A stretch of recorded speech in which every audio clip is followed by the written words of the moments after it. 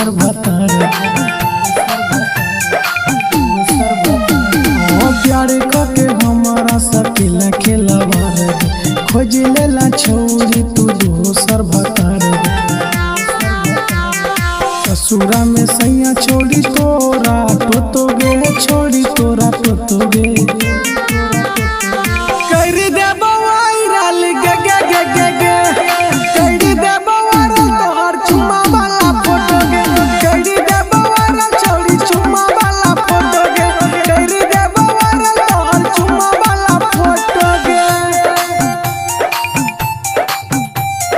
Saraswati recording studio विदेशा DJ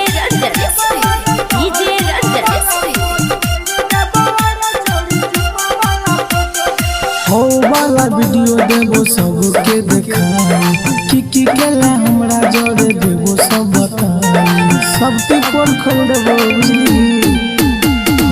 हो वाला वीडियो सब देबो देखाई की केला हमरा जोड़े देबो सब बताई गाली छियो कटने छोड़ी चुसनो छियो होतो गे चुसने छियो होतो गे कर देबो वायरल गे गे गे गे गे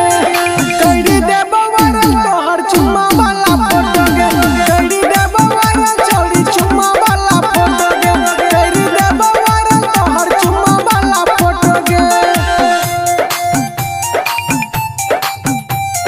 सरस्वती रिकॉर्डिंग स्टूडियो विदेशा डीजे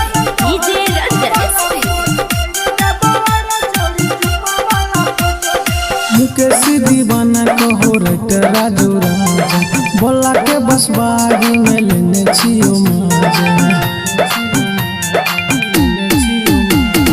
मुकेश दीवाना कहो रट राजू राजा बोला के बस बागी में लेने छियो माजा